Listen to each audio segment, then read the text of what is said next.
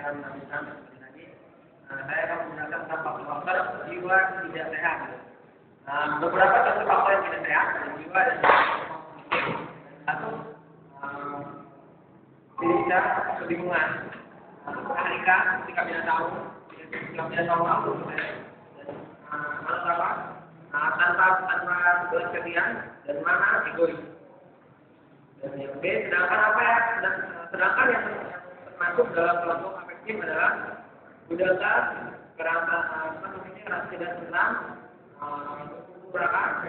kekhawatiran dan beberapa faktor lagi yang berhubungan dengan ketergantungan global, itu sifat orang yang akut, terus pada makarya itu orang-orang yang pelit, kita itu iri hati, Dina itu berarti Mida itu kebekuan sikap dingin. Faktor gejala tersebut menyebabkan keadaan jiwa menjadi kaku dan tidak fleksibel. Apabila faktor negatif ini muncul, maka jiwa dan tubuh seorang cenderung menjadi lambat. Oke, nah yang kedua itu faktor jiwa sehat. Setiap faktor yang tidak sehat ditentang oleh suatu faktor yang sehat. Dalam hal ini, cara untuk menggapai keadaan jiwa yang sehat adalah menggantikan faktor-faktor yang tidak sehat dengan kutub sebaliknya. Prinsip ini dengan reciprocal inhibition, yaitu hambatan timbal balik yang digunakan dalam sistematik differentiation, di mana saling menggunakan relasi menghambat lawan fisiologisnya, yaitu dengan Wolfi 1999.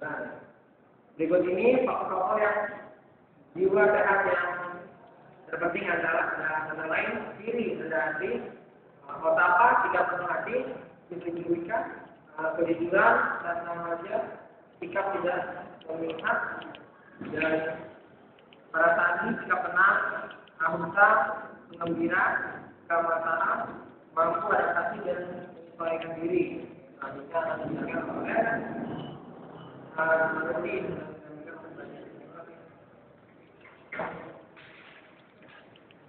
Oke, selanjutnya saya akan menjelaskan tentang dinamika kepribadian. Dinamika kepribadian adalah gerak kepribadian yang terjemah dalam tingkah laku, baik yang nampak maupun tidak nampak, dan terjadi karena interaksi antara faktor-faktor jiwa sehat dan tidak sehat. Jika terjadi dominasi dari faktor-faktor sehat atau tidak sehat tersebut, akan menghasilkan tipe-tipe kepribadian atau tingkah laku tertentu pada individu yang bersangkutan. Beberapa contoh interaksi berbagai faktor jiwa dan bagaimana perilaku yang terjadi atau menyebabkan sifat-sifat tingkah laku tertentu adalah sebagai berikut. Yang pertama, kelompok faktor tidak sehat yang terdiri dari ketamakan, pikiran, ide hati, dan kemuakan dilawan oleh faktor-faktor ketidakterikat atau awbah atau tatraman atau tidak memihak dan pasadi sikap tenang, maka akan mencerminkan ketenangan fisik dan jiwa yang terjadi karena berkurangnya perasaan keterikatan. Yang kedua, sikap-sikap awbah, tatraman jasad dan pasadi menggantikan sikap rakus atau sebaliknya, sikap menolak dengan sikap penuh perhatian terhadap apa saja yang mungkin timbul dalam kesadaran seseorang yang menyebabkan timbulnya sikap menerima apa adanya. Faktor-faktor sikap egois, iri hati, kemuakan menyebabkan orang haus atau mendapatkan pekerjaan yang terpandang tinggi dan mewah atau iri hati terhadap orang lain yang mempunyai pekerjaan. Sebaliknya, yang ketiga, sikap-sikap tenang, bebas, ketidakpuasan, netral, menyebabkan orang mempertimbangkan keuntungan berupa upah dan prestasi dengan keinginan seperti tekanan dan tegangan yang lebih besar serta menilai secara adil. Sedangkan sikap netral memandang seluruh situasi dengan tenang.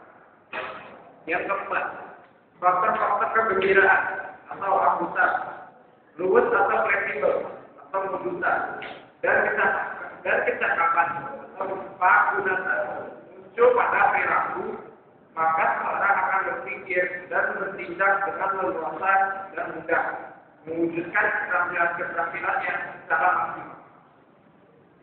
Faktor tersebut menekankan faktor kontraksi dan kebutuhan yang didasari tubuh yang menguasai jiwa dalam keadaan-keadaan tertentu seperti depresi. Dalam kehidupan sehari-hari, faktor tersebut menyebabkan orang dapat menyesuaikan diri secara fisik dan psikis terhadap keadaan-keadaan yang senantiasa berubah serta dapat menghadapi tantangan-tantangan manapun yang mungkin timbul. Baik, kesimpulannya berdasarkan teori pandangan dari para ahli yang berada di atas yang mengungkapkan mengenai pandangan tentang manusia dan kepribadian dalam psikologi timur, maka dapat disimpulkan bahwa konsep kepribadian timur adalah sebagai alternatif konsep kepribadian barat. Konsep ini adalah konsep Zen. Konsep menurut agama Buddha Cina, Zen seperti manusia yang berjiwa barat dan kepribadian. Dengan arti bahwa manusia mampu menjaga hubungan antara dirinya dengan lingkungan sekitarnya. Siapa yang dekat dan serius pada siapa dapat mencurahkan rasa cinta, kecintaan, dan baktinya. Baik, sekian dari kelompok kami presentasinya. Assalamualaikum warahmatullahi wabarakatuh.